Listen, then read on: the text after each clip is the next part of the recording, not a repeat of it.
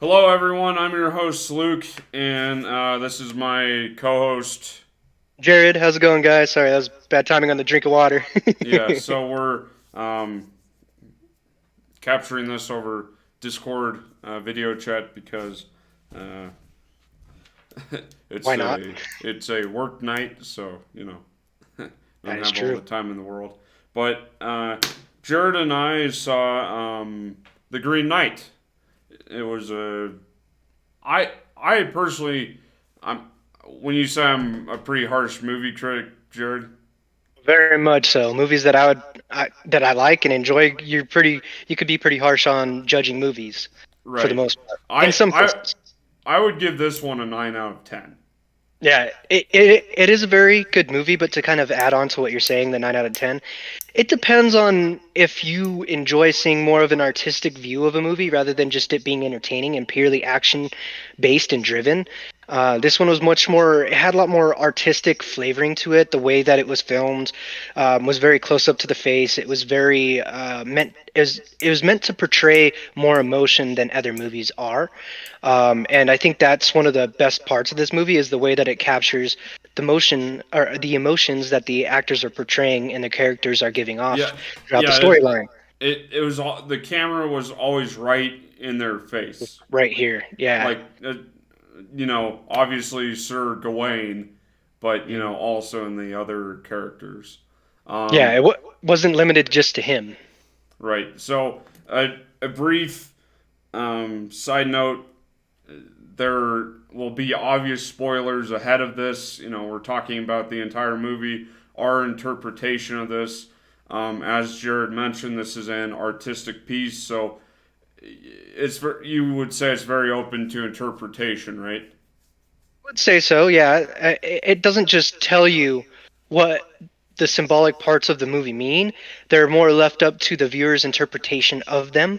And I think that's an important part of the artistic part of the movie, because a lot of art out there requires the observer to interpret it in a specific manner, or interpret it in their own personalized manner. And I think that's part of what makes this movie so great is that if you watch it multiple times, which we haven't, we've only watched it once, but I have a feeling if you watch it multiple times, you'll get more out of it than the original time, and it may change your perspective on it as well, which is an interesting aspect of the movie too. Yeah, we should also mention, I guess, on a side note, we saw this at the Alamo Draft House, and the fried pickles took forever. So And a half uh, hour to get us our fried yeah, I pickles. know. Like they were bringing everyone else's food to them. I know the table next to us got fried pickles too, so what I'm thinking happened is they Well, sent the you say table. I mean, they have the chairs, and then it's like a very small, middle section, middle section between every two chairs. probably about like But this wide. just like everyone else, you have to understand they're understaffed and whatnot. Hmm. Because I know Yeah, where I'm working, we're understaffed consistently. I'm sure sure. you guys are too, but that's a side topic or side note. So I thought it would be important to give a general background to the story. Uh, the movie's just called The Green Knight, right? Hmm. Yeah. So I think they said that this was based on a 700-year-old Arthurian legend. So Yep, it's King Arthur and the Round Table of Knights and whatnot. It's kind of based around that storyline. right, and the director, they get into the plot. You got to give them one thing. They got into the tale of Sir Gawain and the Green Knight, like what within 6 or 7 minutes of the movie. Yeah, it was very quick. Yeah, the director's name is David Lowery, and he was the one that put a lot of those artistic like flavoring to pieces to it, which I He, really I, enjoyed. I want to see his other movies. I You know, know, right? He did a very good job with it. It was very good. yeah. I have nothing but praise for him as the director. Yeah, Um, the and scenery was beautiful. The how do you camera's feel about the angles. actors? Do you feel that they made pretty good choices? Yeah, they did. I think they did Dev Patel. I hope I'm pronouncing that correctly. That was Sir Uh, Gawain. yeah, Sir Gawain. Yeah, he did a very good job. The way that he was able to express his emotions through his physical features on his face was very well done, and the angles at which the camera was facing him when he was reacting and playing this character Gawain, it all kind of tied together very nicely. And so the director and all the actors deserve high praise for this movie, in my opinion. I felt like it was very good. Sean Harris played King Arthur, and Morgan Le Fay was Gawain's mother in the movie, and Sartara Kolher. So there's quite a few good actors. A lot of these Did actors I haven't heard before. I did recognize Dev Patel, and Sean Harris, but the rest of them not as much. did they ever explicitly call him King Arthur though? They did not, from Because my I memory, but noticed my that. memory's pretty bad. Yeah. They didn't specifically call him King Arthur, but that is who he is. He is King Right, Arthur, right. the You know, it's legendary king. an Arthurian legend. Exactly. Um, so But but sorry, go ahead. that's also another good thing to point out is that this is, even though it's Arthurian legend, it's not based around King Arthur. He's only in the movie for the first maybe 20-25 minutes and a little bit at the end. But for the most part, it follows Sir Gawain and his journey.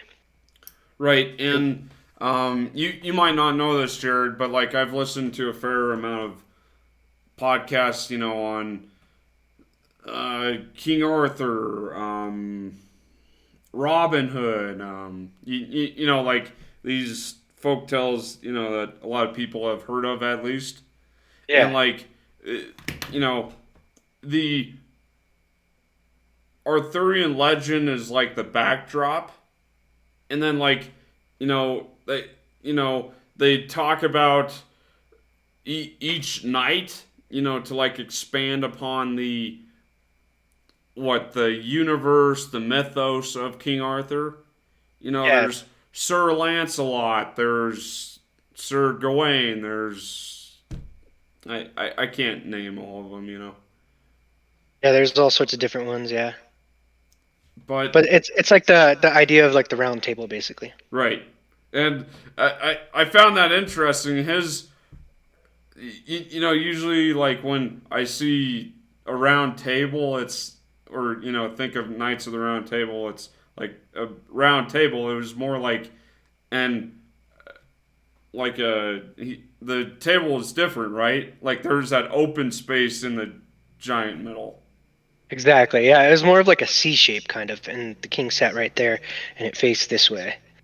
I mean, Um I liked that interpretation because to me that meant that everyone was Welcome. seen as equals, right? Yep, exactly. One wasn't elevated above the rest, one wasn't on a pedestal or a gigantic throne, nothing like that. So I want to read the storyline so that they have more of like an understanding of what this journey is. So it's an epic fantasy adventure based on the timeless Arthurian legend, the Green Knight. It tells the story of Sir Gawain, King Arthur's reckless and headstrong nephew, who embarks on a daring quest to confront the eponymous Green Knight, a gigantic emerald-skinned stranger and tester of men. So that's the important thing, tester of men. Gawain He's like contends. immortal. Yeah, he can't die. Gawain contends with ghosts, giants, thieves, and schemers in what becomes a deeper journey to define his character and to prove his worth in the eyes of his family kingdom by facing the ultimate challenger. From visionary filmmaker David Lowery comes a fresh, bold spin on the classic tale from the Knights of the Round Table. So that's kind of what we were thinking about talking about was the deeper journey. And what they mean by that is each aspect of the movie and the different characters that were presented to the audience throughout the movie and different steps throughout his journey, each had a kind of like a meaningful challenge to him. Um, so the first challenge was Well, the Green Knight. can I just set it up really quick? Yeah, go for it. Yeah, so you know the Green Knight comes to the round table, you know, enters all dramatically and whatnot, and he says, "Which one of you fearless knights will, face me, and He he throws down his challenges. armband. Yeah, he challenges all of them to a duel. He pulls out the menacing axe, which I guess you should interpret as what his like Sir Gawain's Challenge? quest. Yeah, I would say quest, or maybe like the weight he bears because of Right. the No, I, quest. I, I agree with that. Yeah. And long story short, Sir Gawain stands up, accepts the quest, and he, fights with. He doesn't fight with him because the Green Knight doesn't even, he just, presents his neck, right? And then Sir Gawain lops his head off, right? And I think an important part to mention there is that the Green Knight said that he would repay the challenger in kind. So basically, whatever the challenger did to the Green Knight was going to do to that challenger. And so, and in this instance, Sir Gawain cut off the head of the Green Knight to start off the movie. And Right. so, And Morgan Le Fay reads that letter, if you remember, where, like, if where he specifies, like, if you cut me on the arm, I'll cut you on the arm, or if you cut off my head, I'll cut off your head, right? precisely. Um, so that's kind of what sets up Sir Gawain's journey, but and he has to meet him in the Green Chapel, and that's where he'll be repaid in kind, right? And it was 1 year from the exact date that the Green Knight came. And they Um, imply that like he doesn't correct. leave right away. He waits most of the year, right? Um, yeah, kind of. Like at the most, he gave himself like what 2 weeks. Yeah, so he waits most of the year before he even begins on the journey. And like Luke mentioned, he probably waited until the last 2 weeks to actually begin his journey. That's not exact, but Yeah. they imply that he didn't give himself a lot of time to what travel across the country, maybe. Uh, they don't really give an indication of distance besides the different uh, uh, areas of the movie that like it takes place. Like one's a swampland, one's like a barren open field, and then there's a bunch of forested area. So he travels a great distance and sees many different types of ecosystems. I But there's no exact like distance measurement, nor is there a yeah, time measurement. It's I all up. think the distance is irrelevant. Yeah, The main thing that they're trying to communicate across is that it's a far distance. yeah, and it is. It's Um, quite a journey. so, do you want to get into how we interpret each of the supernatural occurrences? Sure. Yeah, let's jump into And it. like we go in chronological order? Yeah, as best as we can, because you know me and my bad memory. Right. So, I think I have a pretty good timetable. He meets the Green Knight, then the scavenger, that like steals his horse and whatnot. Yeah, Then he comes to the lady in the lake. Then he meets the fox. Then he sees the giants. Then the castle couple. yeah, Okay. I believe So that is correct. we're gonna start with the Green Knight. Um, how how would you interpret him? Like just as his ultimate fate and how to like better himself? Yeah, to better himself, but also it's a challenge of his character and who he is. Throughout every stage of this is a challenge of his different characteristic trait of his personality, and so it's testing him personally. And so the first challenge is to basically see if he'll take up the challenge with the Green Knight at the very beginning to kick off his quest. Well, they imply that it could have been Anyone. in any of those nights. Yep. He was just the one that volunteered because no one else volunteered, right? Exactly. Isn't that one other interesting thing to mention? Is didn't all the other knights seem really old? They did, and not only that, but Sir Gawain, uh, he didn't seem like he fit in there very well either, because the king basically said, "Now you come sit by me," and he's never sat there before, so Yeah, that was he his was first like time sitting favoring there. him for no reason. Yeah, so it was kind of like it was set up from the start, and that King Arthur knew that this was going to happen. I don't know. That's Yeah, another that's an interpretation, I guess. I don't know. I'm. I mean, I guess I can see that. I didn't get that, I didn't but get that either. like we're saying, it's very open to interpretation. So who Yeah, knows, right? So yeah, to so let's get to the scavenger. He comes across a barren battlefield where a bunch of people recently died yeah, in a war yeah, battle. yeah. I think it was a battle, and from the sounds of it and the look of the scenery, it was pretty fierce. And this scavenger, he still has his horse and all of his gear. This is very early on in the movie, and he starts talking to the guy, and he's like, "What happened here?" And doesn't the guy mention that like two of his brothers took part in the battle or something? Yeah, I do believe so. He said one of his brothers took place in the battle, maybe it was two, and that he would have been standing there alongside them, and that he would have still been standing there, not on the ground. Oh yeah, He yeah, yeah. basically he alluded to that. So I I. I I personally don't feel there's much symbolism in the scavenger besides to make Sir Gawain more humble in his journey and like kind of handicapping him. Because he steals everything from him. Everything, and ties him and leaves him in the middle of the forest. Right.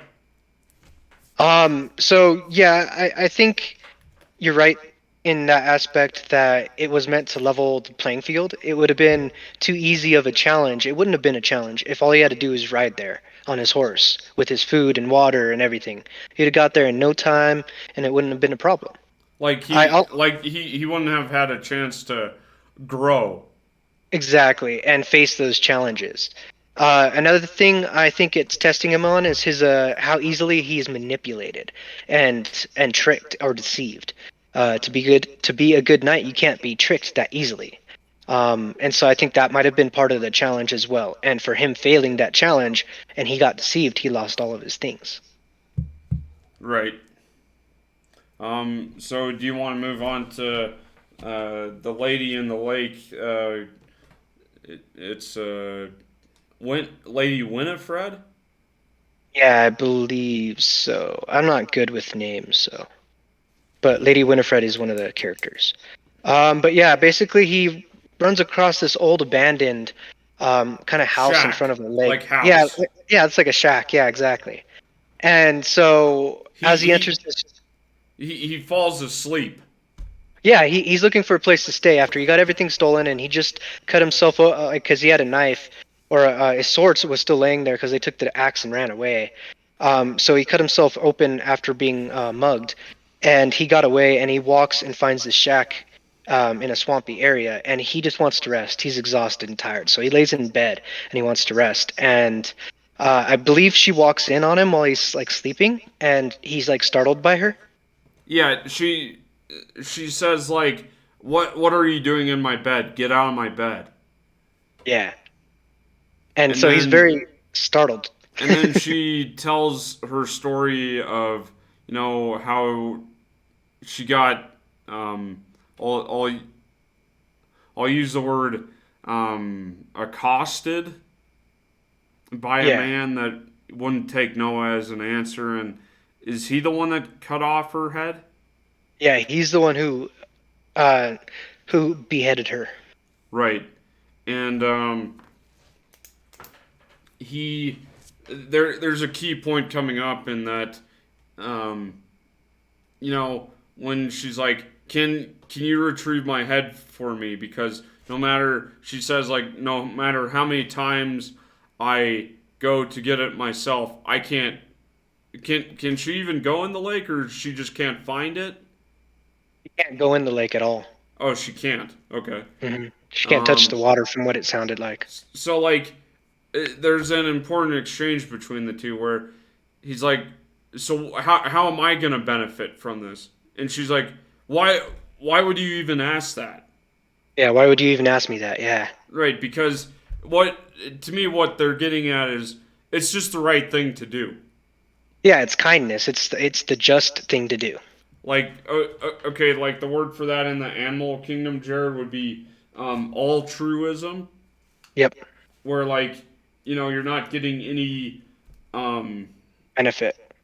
any inherent or obvious benefit from it. You're just doing it out of the kindness of your heart, I guess. Yeah, basically because it's like it's the just thing to do. It's basically giving that person justice for what happened, And and and you're I helping think that that person that's out right or wrong. I think that's one of the lessons they were trying to teach him. Like that's part of being a knight. You just do good because you're supposed to. I Um, agree with that. so he has this what crazy vision or whatever. I don't really remember. Well, Everything turned red. yeah, where he gets the skull and he comes back up with it and like time has passed, right? Yeah. Like it's a skull, with all Mhm. the it didn't have some hair fragments on it, Yeah, it had some strands of hair behind it. and that was it. Yeah, that's pretty much it. It was all it basically went back to nature. Right. So he sees that the cottage has really aged. He goes up, and that's why she was asking, "Why are you laying in my bed?" Because at that point in time, in reality, she was already dead for a long time, and her skeleton was in the bed. Yeah, when he comes back, the skeleton's in the bed, but when he first got there, I don't think the skeleton was there. It's open to interpretation. Like what I I think you brought this up yourself, where a lot of this is like just taking place in his head. I don't know about in his head, but it's like the mystical challenge that he faces. It's kind of like magic. It's meant to Well, yeah, test him there's in weird, odd obviously a lot ways. of magic and whatnot in it. So okay, but Because anyways, he puts her head back, what, on the pillow, right?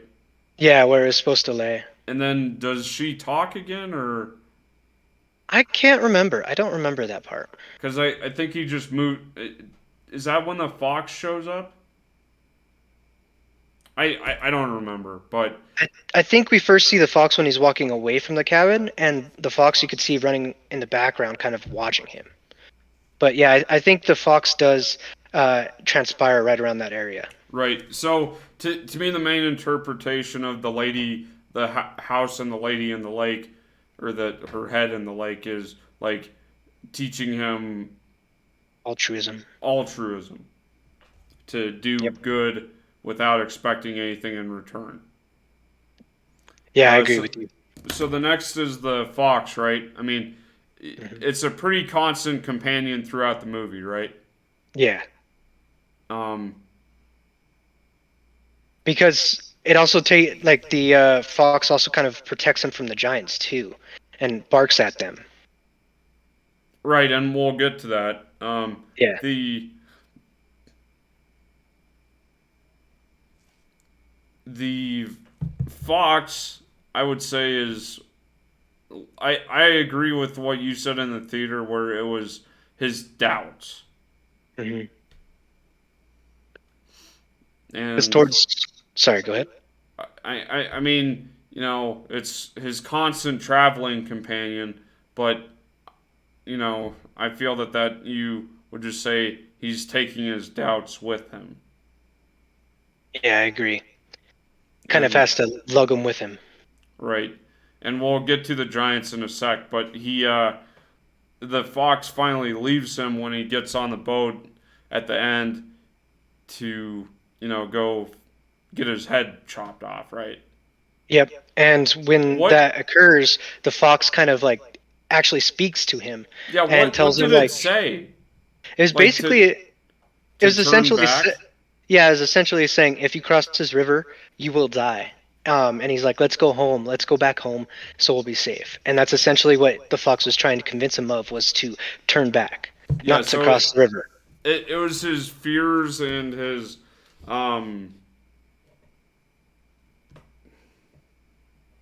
it was his fears and what self doubt.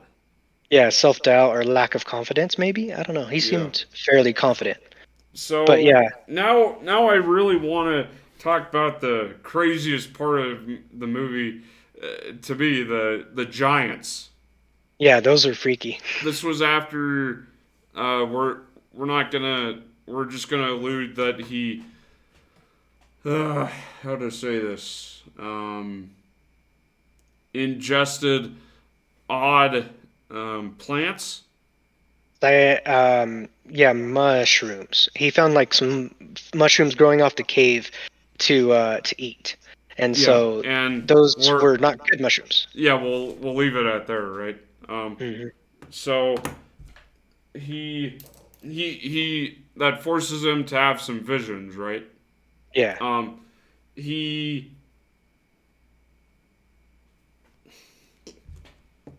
do you feel the giants were part of that vision?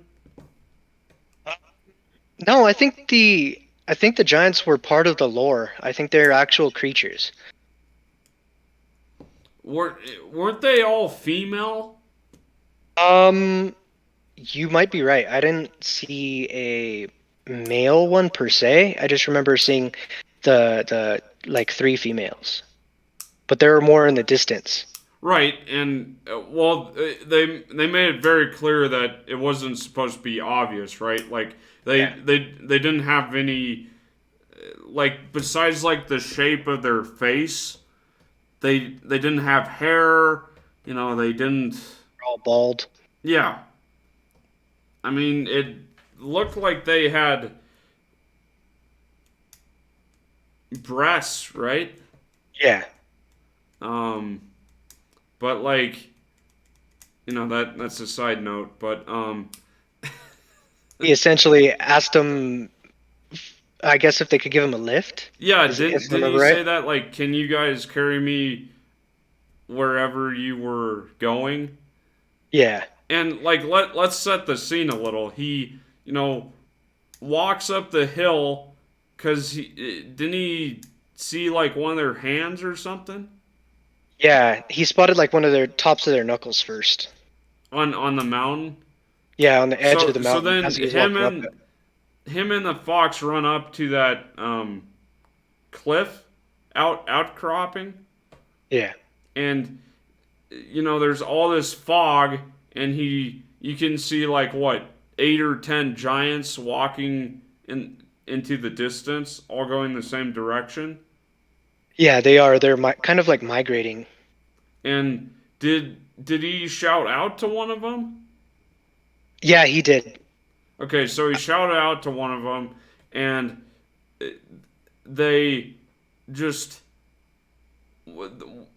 did they all turn to him or just the one? They turn their heads, but I don't think they turn. Only the one turns its actual shoulders to look at him. Right. So that's where you see the more feminine features of the giant and whatnot. And he it like reaches out its hand, and like after he's like, can you carry me with you, and like it like tries to squish him, right? Yeah, it kind of goes like this and tries to like actually grab him. And then Um, I mean, to me it looked like she was trying to squish him, yeah, but I agree. maybe she was trying to pick him up, but then like the Yeah, to fox grab him. like howls, right? Yeah, like barks really loudly, and it kind of has this weird echo to it, where it's not like a natural bark, And and it's then and then the giant copies it, right? yeah, they start like howling, yeah, and all of them join in.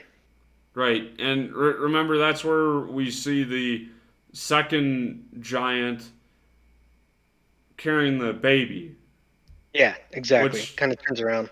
yeah, which to me like symbolizes his future wife and child. I don't know if that symbolizes anything. I don't know. I didn't see that. I To be honest with you, I think it was just a really cool scene, no matter Yeah, it what. was. It's very scenic. The way that they had all the landscape laid out and the colors and mists. off in the distance was really cool, and the color of the giants and how large they were, it really kind of painted that picture. It was really cool. Yeah. So would you interpret it any further, or just like it was? I would, I don't know. That one's a difficult one because I personally didn't really see a point to the giants besides just their gigantic mannerisms, and it's just part of his journey. I know there's these are supposed to be a lot of like challenges, but for me personally, I didn't really see that because he went and asked for help. He wasn't scared of them. He didn't cower or run away. He asked for their help, and they're it looked like either going to kill him or help him. I don't know. That's up to interpretation. But Yeah, I but the agree with wolf, that part. I think it was just like they wanted to include that part of the story, um, yeah, I think it was because just a really like cool part. there's in Arthurian legends, Jared. There's a lot of mythical creatures and whatnot. There's one with Sir Lancelot that I've heard. It's called Knight of the Cart, Of the cart. Never and heard of it. there's like a dwarf in there. You know, That's pretty cool. so there's a lot of mythical creatures and whatnot. So, anyways, do you want to move on to the castle couple? Yeah, that was a weird interaction. Yeah, did you want to describe it? I mean, if you remember, he's like what, starving and half. Half dead, essentially. Yeah, and he like just he bangs on the door, and the fox disappears, right? Yeah, like runs back into the forest. Right, and he like opens the door somehow and just collapses. Hmm. And that's when the couple find him, and they basically lay him in bed, let him sleep. And when they wake up, they offer him food, and they know who he is, and that he's on a specific journey. Yeah, like a And legendary journey, right? yeah, a legendary journey, to use their words. And they basically tell him that he is very close, and it's only like a day's walk away, and that they'll provide him with food and water when he's ready to leave. But for Yeah, now, he could rest it's there. almost like they're tempting him, right? Yeah, to stay. Like it's a very to me that's a very symbolic part of the movie because it's like representing maybe he's bisexual in a sense. Maybe, yeah, because both the lady and the guy Both kind of do kind of physical go, actions with him, right? yeah, or attempt to, in a sense, yeah. Well, the woman does. Yeah. Like, remember the scene where it ends with her saying, "You are no knight"? Yeah, and hands Because him the scarf. yeah, to me, I didn't really get the point of the scarf, but I'm sure that was, you know, Well, because the scarf was given to him originally by his mother, right. and And it it was said like, told, "You shall come to no harm as long as you have it." yeah, basically saying he won't die and can't die if he has it on, and that's a important part of the movie at the very end too. Right.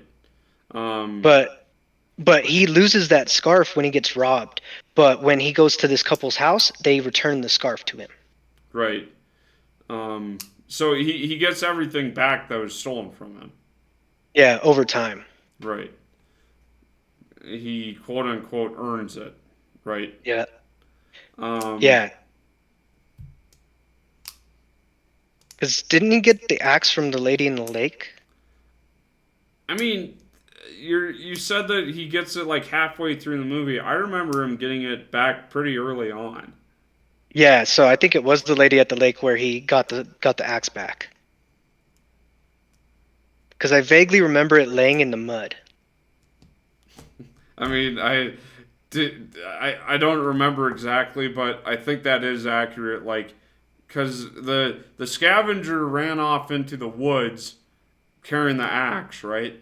Yeah, but yeah, that I guess it doesn't really matter all too much. I'm just trying to get the symbolism correct in my mind. Yeah, and But he dropped it. hmm, exactly. But like the the guy like gives him back the fox, right? Yeah, And then he to me, kissed him Lexington. for no reason, right? Well, he said that he only wanted one thing from Sir Gwyn, and that's when he proceeds to go in and kiss him. And that was the one thing he wanted. He didn't want anything in return besides that one kiss. I guess that's what they kind of made it sound like. Right. Know I what I mean, mean? to me, the man and the woman just symbolize like the the sin of lust, Yeah, lust. and you can't really interpret it much else, right? Yeah, not really. Another interesting thing about that scene is when she takes a photograph of him, because they kind of play that back towards the end of the movie too. Well, yeah, that's like doesn't it appear in the round hall or I something? think so, The something like round that. table room. Yeah, Um, but it's like an impression of him or something. yeah, He so there is one other person at the um castle, for lack of a better word, that the couple is staying in. I'm not. We keep using the word couple, but we just mean it as like a man. To me, they were like a family: a man, a woman, and then like a grandma or something. yeah, Not like they're married or something, yeah, because they don't imply that at all. They're just living. They're to me, they just happen to live under the same roof. yeah. They're kind of like just two individuals. But how do you interpret the elderly woman with her eyes like bandaged, covered? Yeah. Hmm. Because we saw that earlier in the movie too, where the his mother and like a few other ladies had their eyes bandaged like that too when they were doing Y- like a chant or like a magical spell. We see that there too. Yeah, So Morgan Le Fay was the one that summoned the Green Knight, yeah. and So that's his mother. yeah, so I think that old lady with the thing over her eyes, I think she's like a observer. She's just watching because she never says anything or really does all that much. She's just kind of there watching. So I think she's just like the observer is my best guess. I really don't know beyond that. And What do you think about it? yeah, I can, I understand that. Yeah, she doesn't. I mean, doesn't she do something towards the end, like where she's like standing in the doorway or something? Yeah, kind of. Yeah, I think you're I right. don't even remember what she did, but I think she had um, some sort of meaning, but I didn't personally catch it all that much. yeah. Um, And then from there, she or he doesn't he travel over to the river by where the boat is, and that's kind of like his last stop? yeah, the him getting on the boat in the river is, him accepting the final leg of his quest, and he's gathered the courage to go face, whatever's gonna his destiny, whatever's gonna happen to him, right? Yeah. And then he goes to the Green Knight. He chickens out. Supposedly, he runs off. He inherits the kingdom because King Arthur didn't have a heir, Yep. And he was a next closest family. and Yeah. his son dies. He marries a woman that he didn't love, right? Yep. Because the one he loved had his child, but then he paid her for it, and then she just disappears. Yeah, she just disappears and lives on the rest of her life without the kid. Right. And he marries. Who does he marry? I'm still wondering about that. Like she She looked looked of like she looked like the lady from the house, Yeah, she did, like the lady from Lady of the Lake. She looked eerily similar, and I like thought her the same hair thing. and whatnot. Hmm. I And her mean, facial like construction is very similar. I guess you could interpret that again. Like, I mean, I agree with you what you said early at the theater where it looked like the Lady of the Lake. Yeah. Um, I don't know. And then his son dies in battle. Then what? Their kingdom gets conquered. Yeah, that's what it seemed like because someone was breaking down their doors and everyone else was running, and he just kind of sat there in his throne. Didn't the queen and the kid like run off, try to run off to safety? Yeah, I believe so, but he just sat there and did nothing. Right, because he was accepting his fate. Yeah, and to absolutely accept everything, he actually took off that scarf, and that Oh yeah, scarf, to make uh, himself mortal again. yep, and his head fell off and got chopped off. Oh yeah, yeah, I remember that part right away. Right, Yeah, just right away. The moment he took off that scarf and the protection was gone, his head got cut off by the basically by the Green Knight's curse, essentially. and then the vision ended, Yep, and then the vision ended. and then And sorry, go he ahead. he snaps back to he's still in the Green Chapel with the Green Knight, Hmm. like about to lop off his head. Yeah, and I think those visions were meant to show what happens if he does not accept this challenge. Yeah, if he had abandoned his quest. Hmm. And basically, what ends up happening is once he sees this vision and comes back to consciousness, he accepts his fate and he actually takes off his robe in real life and sets it to the side. And the Green Knight says he like draws the line across his neck and says, "Off with your head." Yep. But the guy's like still alive because I think the Green Knight was just trying to teach him a lesson. Yeah. I think he just wanted to test if he would actually go through with it. I don't think the Green Knight actually wanted to kill him, but it was more of a test of his person, and he kind of passed because the Green Knight didn't cut his head off and he didn't cower away. Right, I agree. So let's wrap this up because we're Over time. yeah we're over time. So what would you give it on a out of 10? I'd give it like a 8 or 9, yeah, something around there. It's very good. I I'm enjoyed gonna it a stick lot. with my 9 out of 10. Sweet. Yeah. Yeah, if you haven't seen it, I'd recommend it. Just be prepared. It's not all about action. It's about interpretation, and that's kind of Yeah, the way I would make that movie. it's there's not a lot of action. It's Hmm. very what metaphysical, Yeah, and emotional. open to interpretation. Yeah, exactly. Um, But I liked it a lot. It was a very good movie. yeah, I think we both liked it. So yeah. Sweet. Um, so this has been your host Luke. Thank you to my co-host uh, Jared, thank you guys for Jared. listening. Like this video if you liked it. Subscribe for more. Hope you guys have a good night. I I actually Peace. enjoyed this format. I might want to do this, in the future. So, Yeah, we can. All right. uh, Well, I'm gonna call you on the regular chat, and then we can okay. start playing. Have a good night. Peace.